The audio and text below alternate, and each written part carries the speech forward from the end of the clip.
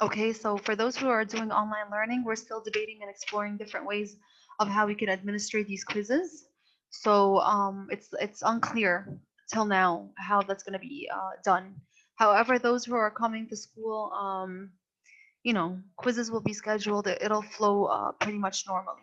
All right. So until everything is figured out, inshallah, I don't want you to panic. We'll handle it together. Starting today, we're gonna cover chapter 1. We're moving on to lesson number 2, which is all basic economics.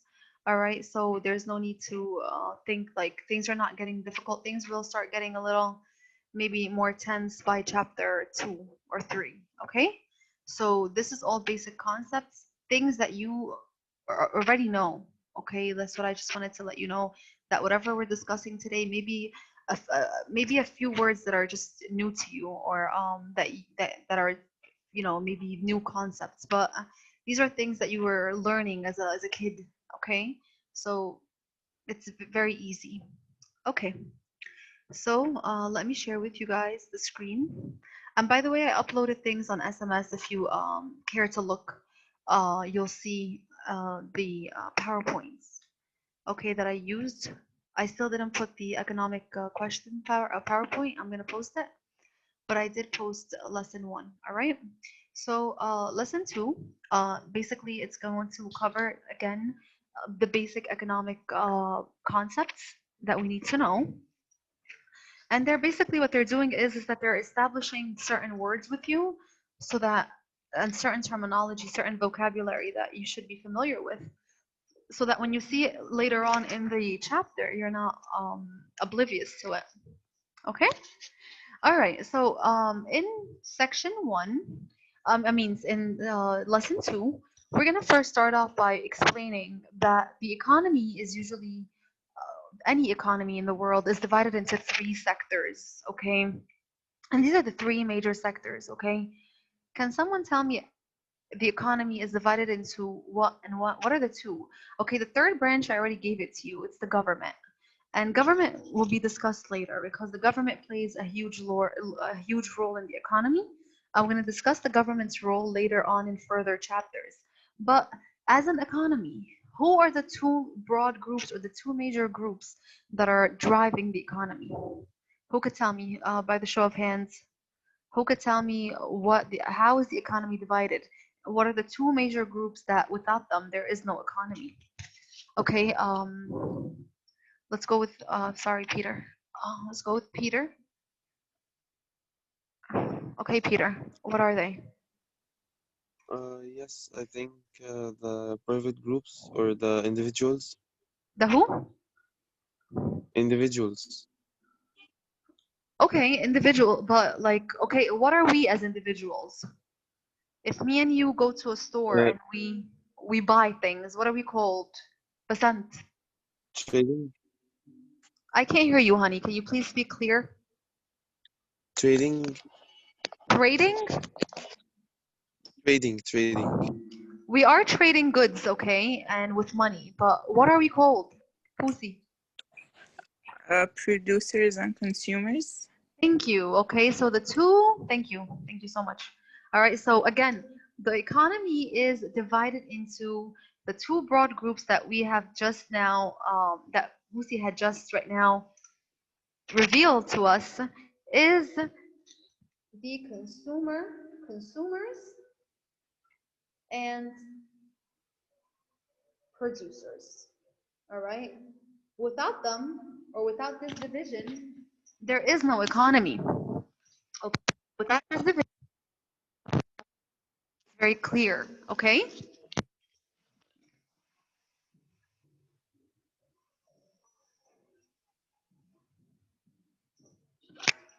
All right, so like Boosie said, a producer, ones who make things, okay, and consumers, we consume, okay, we go and we purchase things. We're the ones, the consumers are the ones with the unlimited wants and needs, and the producers are the ones that are trying to satisfy these wants and needs, okay, through the careful use of resources. All right, this is what economics is. All right, so the 3 major divisions of an economy. The economy is divided into consumers who want and need, producers who are going to satisfy these wants and needs, and government. And the role of government is usually regulation. Okay, their job of the government is not to interfere. Okay, it's best. Okay, invest in the best types of economies or the most successful types of economies, which are mixed.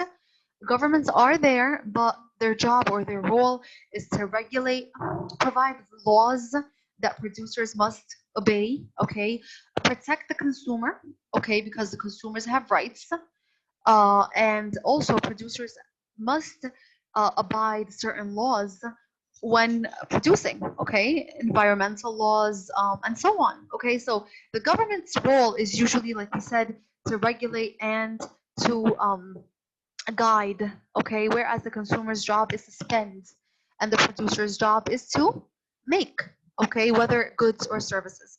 This section is going to focus on the producer, okay, and we're going to look at things that producers have to go through, all right, and what do producers use, all right. Today I'm going to cover a very small section of this section.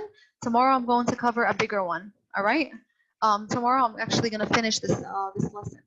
All right, so today I'm covering a very small portion, and I just need you to study it because we're discussing four different things, and four different things have four different definitions and explanations. So it might seem a little, but there's information within each one that you need to know.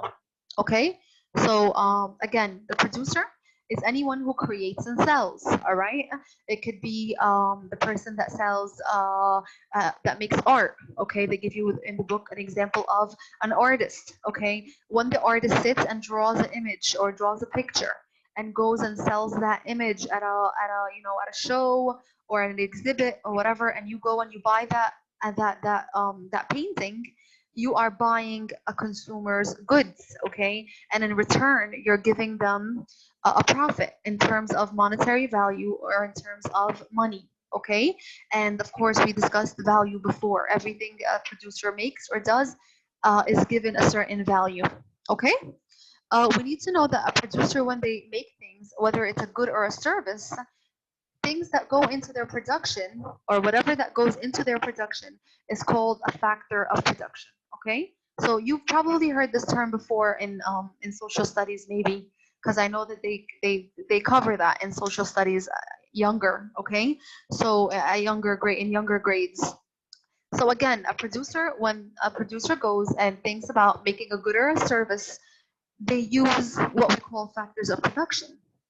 Okay, so anything that we are consuming now is made up of factors of production. Before it reaches the market where we go and we buy it, it has to go through a production process. Okay, producers have to make it. All right, and in the process of the making, factors of production go into making it. All right, factors of production are four. All right, the first one is land. The second factor of production is capital. The third factor of production is labor, and the fourth factor of production is an entrepreneur. Okay, so land, capital, labor, entrepreneur. These are your four types of factors of production that usually go into creating or making goods and services and are used by producers. Okay?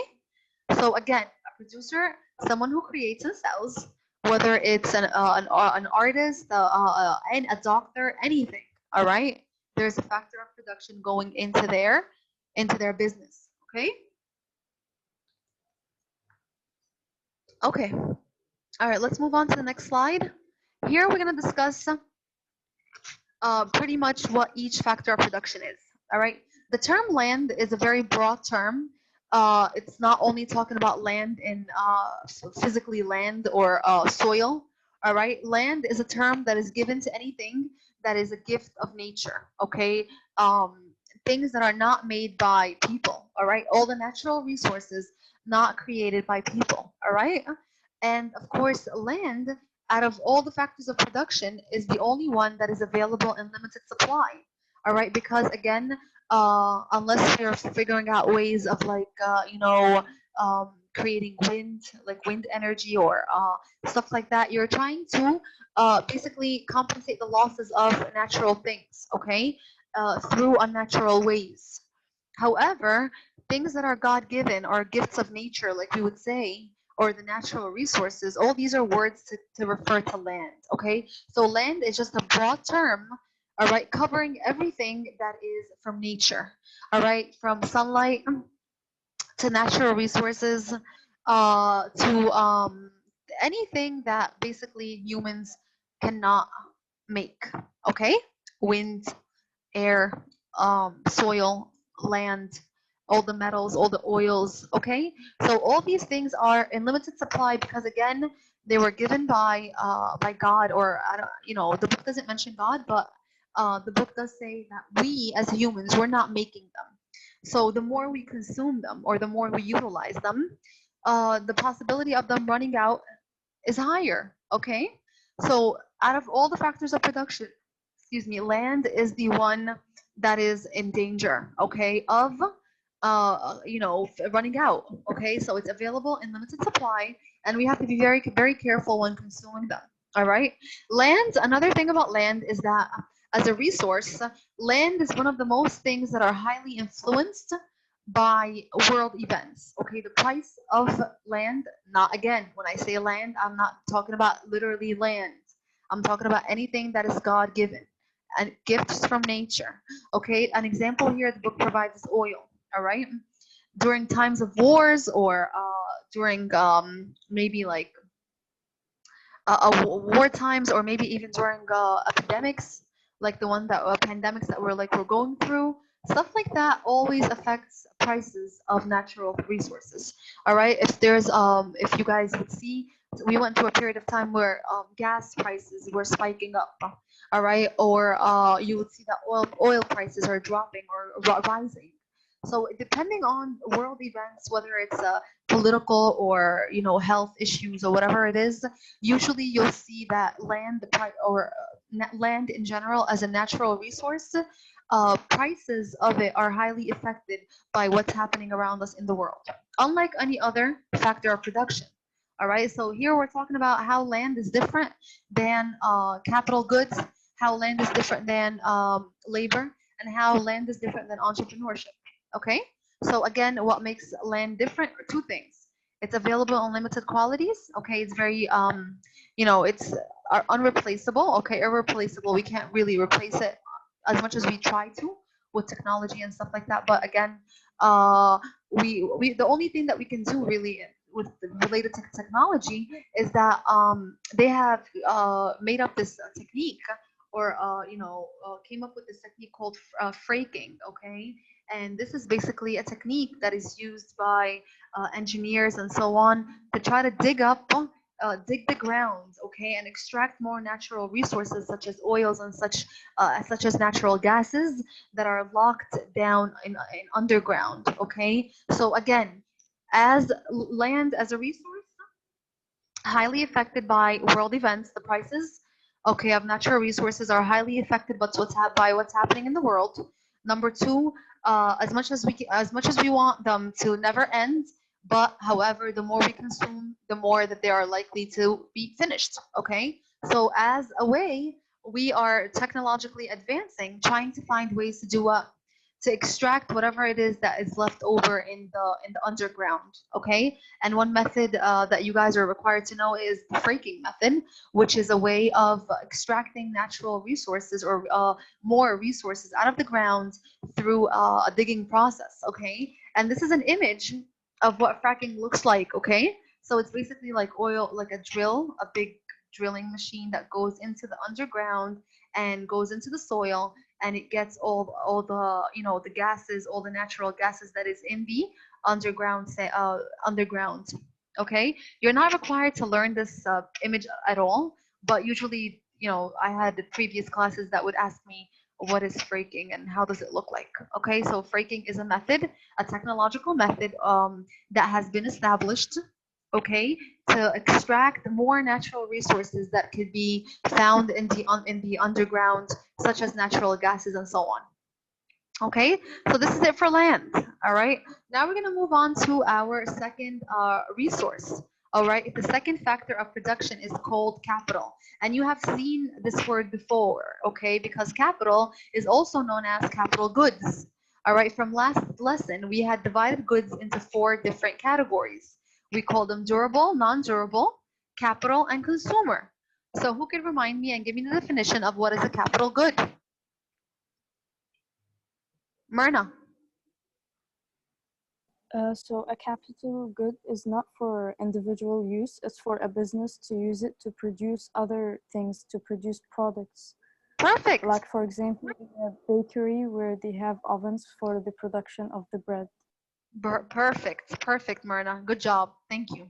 Okay, so capital goods here are basically used the same way that Myrna just said them. Nothing more, nothing less. Okay, thank you, Myrna. Perfect. Okay, so again, capital goods are equipment. All right, things, tools, machinery, all the things that are meant to be used by businesses, not individuals. Okay, things that we're not gonna find on a shelf at a supermarket, things that we're not going to find at the mall, okay, or at a store, because they're things that that businesses use to create other goods from it or with it by using it. All right, the example of a capital good here is a bulldozer. All right, a bulldozer could be used by a construction company. All right, construction workers use it. Okay, so as a construction company, I'm a producer. Okay, what goes into my factors of production, one of them is going to be a bulldozer. So to me, as a construction company, a bulldozer is considered a capital good because it is a good that I'm using to help me build or create other goods with it, okay, with its usage. So again, think of it, a construction company, this is your producer, all right? I'm going to need factors of production to run my business. If I were to go and purchase this bulldozer or rent a bulldozer, this bulldozer would be considered what to me? It would be considered to me as a capital good because I'm going to use it to make other goods with it, all right? So this is the example. Also, they give you an example of a computer, all right? A computer that is found in school here. Again, the school or education as a business, okay? The education business. Let's not say school, okay? The education itself. And I'm just going to say that, for example, if an education, a school owner, all right, like for example, let's discuss Nermin Said, or if Dr. Nermin Ismail would go now and purchase computers, all right, to put a computer in an IT lab or in a classroom. To her, these computers, to Nermin Ismail, this is going to be a capital good because she's using it as a machine to help her produce other goods, which or a service. In this case, it would help her provide learning and an education inside of a classroom. Okay, so this is the concept of capital goods. One thing that you guys need to know about capital goods, what makes them unique, all right, is that they themselves, okay, a capital good itself is a production, all right, is an actual product. All right, if you think of this bulldozer to a construction company is considered a capital good, but the bulldozer itself was once an actual product or a good because bulldozers don't make themselves. They have to be made. So the bulldozer company that made the bulldozer, to them, the bulldozer was not a capital good, it was the good itself. All right, so you just need to know that capital itself is a result of production. That's what makes capital goods unique and different. All right, natural resources, land is God-given. All right, these are just made. Okay, we found them on earth just by nature. Okay, but capital goods, what's unique about them, that they themselves, yeah, they're used in the manufacturing process, but however, let's not forget that capital itself is a result of production. Okay, like the example I gave you before, the construction company used that bulldozer itself was a product at one point when the bulldozer company was making them. Okay, any questions about what I just said about capital? If you have one, raise your hand. Okay, so we discussed land and capital. Okay, so these are my two factors of production that we discussed. We're moving on to the third factor of production, which is labor. Okay, and when we discuss labor, we are discussing the efforts and abilities and skills. And when did we see efforts and abilities and skills? When did we talk about these three things before? Who could tell me? When did we discuss efforts, abilities, and skills of people before? Is Myrna the only one alive? Yakuta, please. Doctors, for example, they're providing a service. Teachers are providing also a service. All right, good. Yeah, they do provide us with services, and they could also provide us with goods. Okay, like artists, they could make tangible items, like a painting. But what my thing is that when did we discuss these three terms? Efforts, abilities, and skills. When did we discuss them before? How? Hanya? When talking about specialization. We didn't discuss specialization. Are you ahead? Okay. Are you No, ahead? I just no. Okay. Mm-hmm. Thank you. How about Basant? We talked about Adam Smith when he said that people with all of their skills and abilities, they are what makes a nation wealthy. Thank you. Perfect. Thank you. This is exactly what we discussed. We discussed here when we discussed efforts, abilities, and skills before, we were discussing the definition of wealth, okay? And how Adam Smith disagreed when counting a nation's wealth to exclude people's abilities, skills, and efforts. Thanks, Basant. Okay? So in labor, this is what Adam Smith was referring to. He was referring that when we count the nation's wealth, do not exclude labor because labor is what's important. Okay, so labor refers to workers. Okay, people like like you guys see here in this image, from the delivery man to a construction worker to a labor, anyone that is able to provide us with skill or someone who with their efforts. Okay, yeah, their creativity, anything that is mental. All right, or even physical labor. Okay. But just make sure that when you are defining labor, you are not just you're excluding a certain group of people. Okay, so you could, yes, it's labor is human. Okay, labor is equivalent to human. Machinery is equivalent to capital.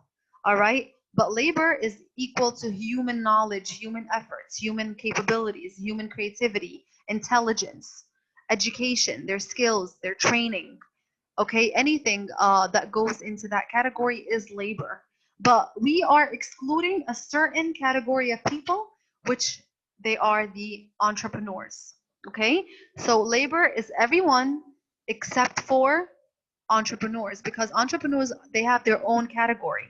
They're the fourth factor of production, so we're not including them into labor because they have something special going on with them. Okay, things that we need to know that could affect labor. All right, because labor, as humans, we are affected. Okay, how could labor be affected? Labor could be affected by birth rates. Okay, there came a certain year or a certain generation of what they call baby boomers. Okay, and baby boomers is when people are producing like crazy. Okay, a lot of babies are born. All right, so they call them the baby boomers generation. That's when a lot of people are born. Okay, but then they started to say or advise people not to give birth to so many kids. All right, and they're actually trying to teach families that having maybe one or two children is enough.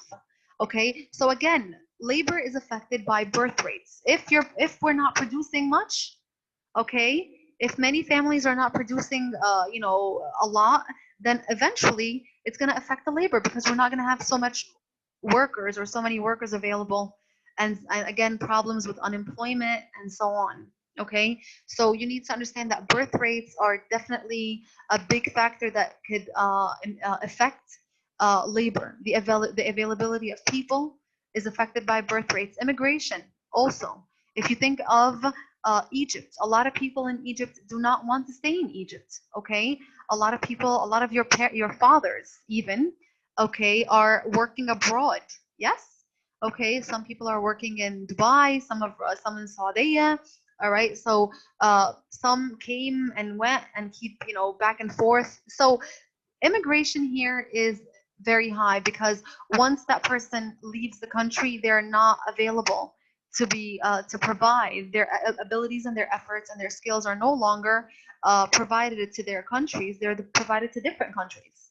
Okay, so if your father is working in Dubai, then his efforts and skills are not given to this nation, they're given to another nation.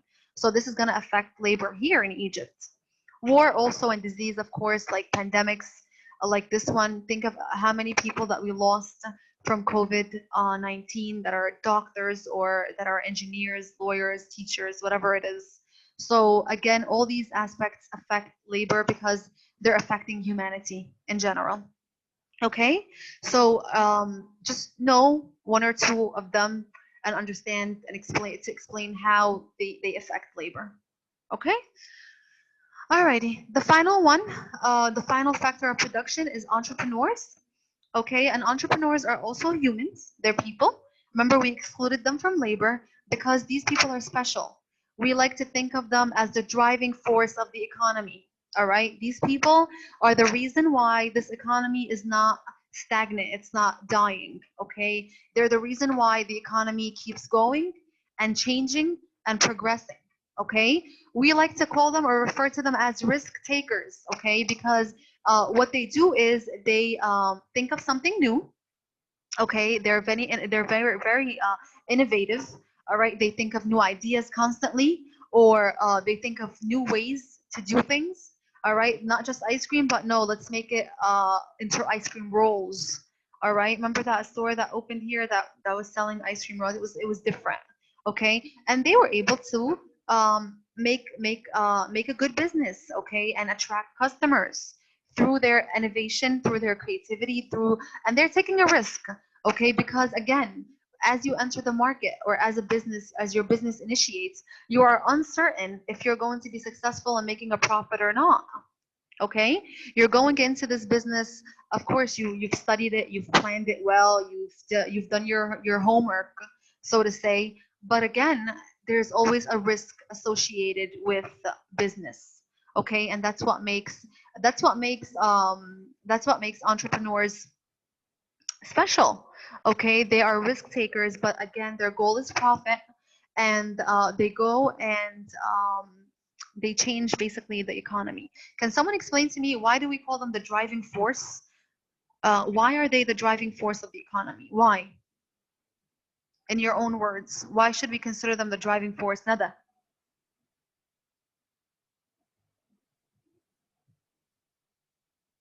Where's Nada? Explain to me why, Nada, we call entrepreneurs the driving force of the economy in your own little words.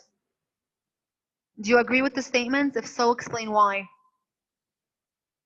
If I call on you guys and you're not answering and you're not chatting to me or sending me anything explaining why you're not answering, you get a 0 for today's participation. I just wanted to make sure that that's clear. If I call on you and you're not giving me a 0 response, I mean no message, no nothing, I am giving you a flat 0 for participation. I hope that is clear. Okay, that goes for anyone. Okay, Luigi, please. I think because they create new things and different things. Good. So Definitely. yeah. Good. All right, because they, like she said, they're creating different things. They're bringing new products into the market. Okay, so basically, the economy is not it's not dying down. All right, there's always something out that is new. Okay, whether it is technological or whether it is in the foods in any product. Okay, there's always continuously something new. All right. An example of an entrepreneur that I'm gonna give you is number one. He's old, Henry Ford.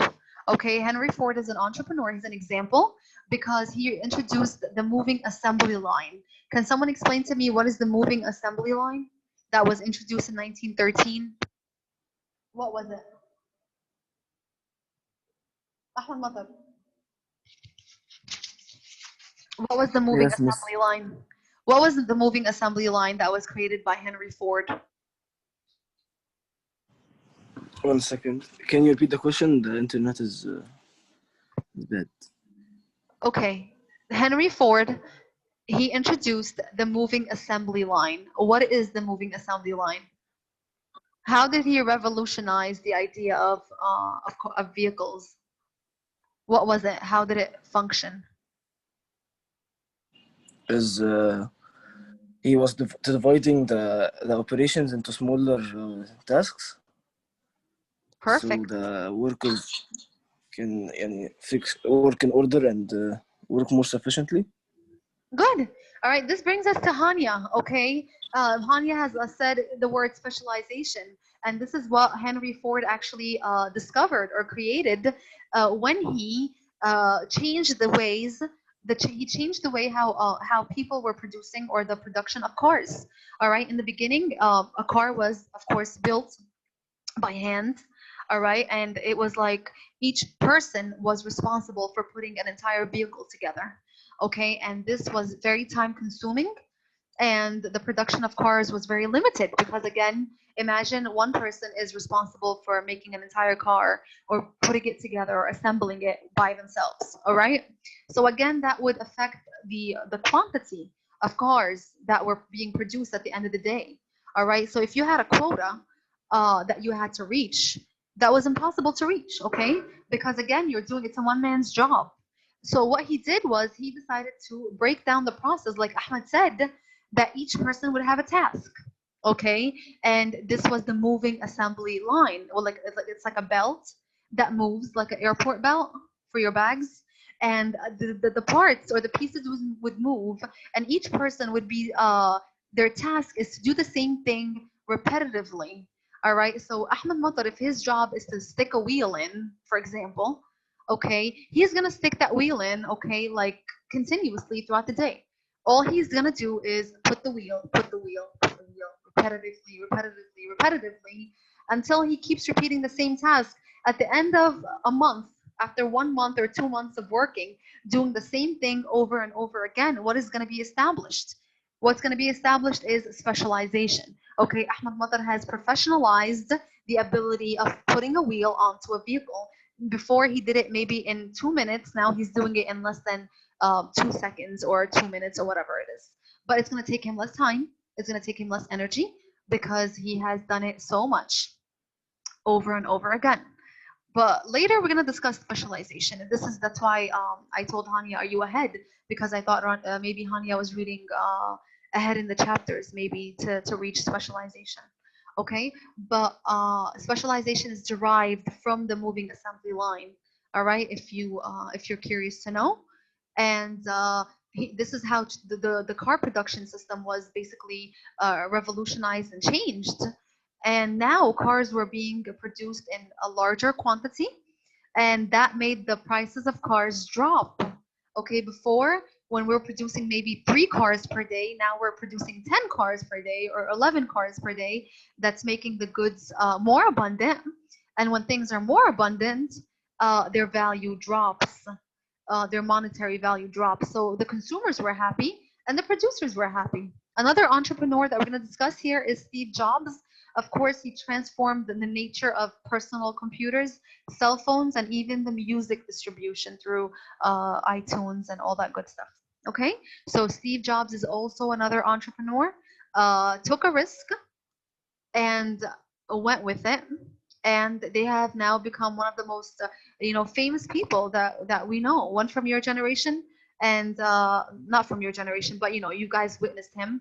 And Henry Ford is very old, but still people are of course driving Ford cars. Okay, so he's still, his products are still being utilized, and it's a business that is growing constantly. Okay, so this is an entrepreneur, okay, risk taker, someone who is willing to take a risk. They're driving the economy. They're the driving force of the economy because they're constantly bringing new products into the market and starting new businesses that are making the economy progress and even change, and also adding to competition. Okay, because Steve Jobs is not the only person that is trying to transform the PC and cell phone business. So when Steve Jobs And competition, by the way, is very helpful. For who? For the individual, for the consumer. Because all producers are competing to do what? To provide you with what is best, what is more durable, what is more technologically advanced. So the more that we get these entrepreneurs, the better for me and you as consumers. Okay? Alrighty. In class assignment, we're gonna have that sheet that's gonna be added to your homework. Okay? Or you guys can do it tomorrow in class with me. Okay? So we're gonna skip that. Don't do it for homework. Sorry. Just download it, and tomorrow we're gonna work on it in class together. Because tomorrow we have first session.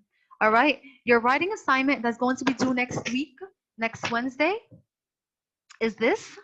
Okay. And this is your writing assignment. This is an explanation. You're going to choose an entrepreneur. All right. I have provided you with two, Steve Jobs and Henry Ford. They're also used in your book. So you're not welcome to use them. You're not. Okay. So please think of your own entrepreneur. Go on Google, type examples of entrepreneurs. You'll see tons and loads of them. Okay. Does the person have to be famous and popular? I don't care. Okay, as long as you're telling me about him. Okay, don't. I need information. So if you're choosing someone that I have never heard of in my life, it's okay, as long as you're giving me all the details that I'm asking about. Okay, not someone who's very unknown. All right. So the following questions are the ones that are being discussed. I need you to read over them because we only have less than a minute. You have a factors of production homework sheet posted on Facebook. I just posted it a little while before the session. This is due tonight, so you're gonna hand in this sheet tonight. Okay, whatever time, as long as you hand it in before tomorrow's session, which starts at 9 o'clock. Okay, hand in the sheet tonight. This homework assignment. Read the questions. Tomorrow I'm gonna discuss them with you further to see if you have any more questions about them. This assignment is due next week, next Wednesday. So you have a week to complete. The worksheet is due tonight. Okay, if you have any questions, please feel free to message me on Facebook because I don't think we have time to take any. Maya, you can try to squeeze in your question.